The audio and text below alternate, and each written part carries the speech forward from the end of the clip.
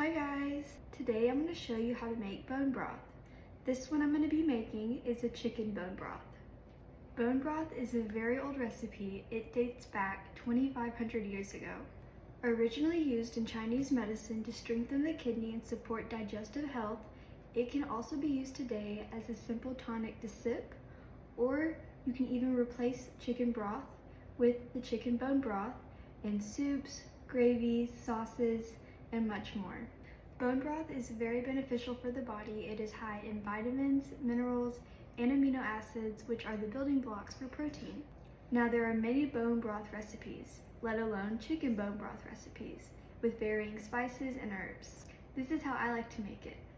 For this recipe, you will need 1 chicken carcass that's been roasted, salt and pepper to taste, along with 1 tablespoon of garlic, 3 tablespoons of apple cider vinegar, 2 small sprigs of fresh rosemary, these have been washed and dried, and 1 tablespoon of chicken collagen.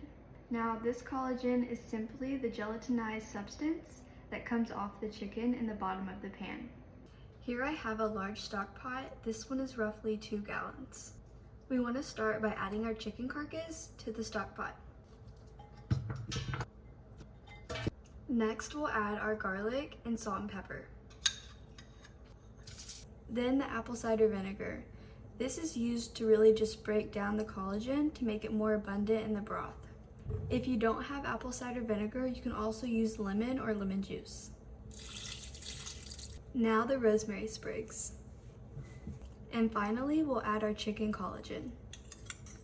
Now that we have all of our ingredients in the pot, we're going to pour a gallon of water on top of it.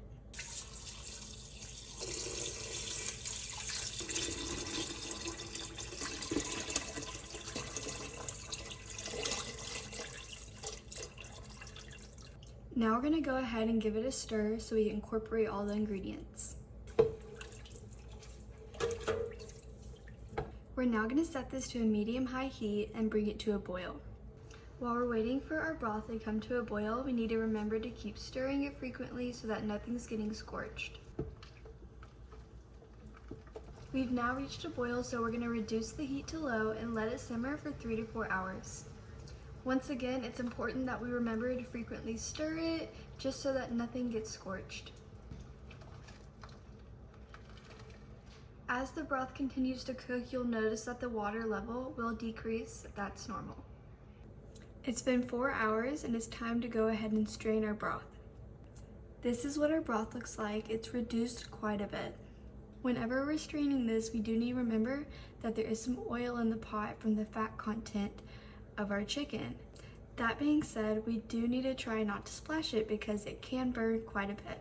So in order to strain it, we're gonna need a bowl lined with a colander and a cheesecloth, a measuring cup or a bowl with a spout, a large spoon or a ladle, and you'll want to use some type of storage container. I like using glass jars.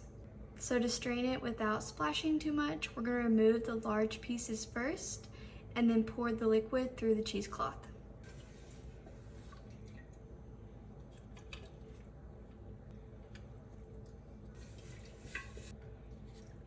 We're going to give the cheesecloth with the bones and remaining material a squeeze to get all that leftover broth and collagen out of it.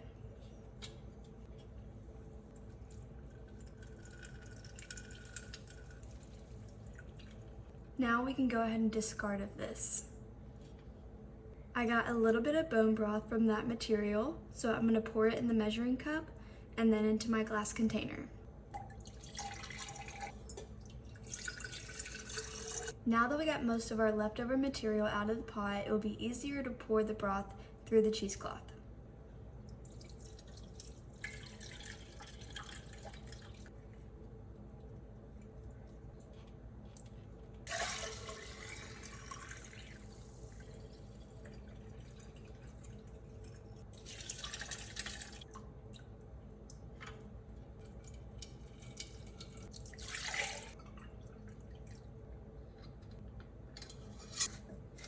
Here we have our super delicious and nutritious bone broth.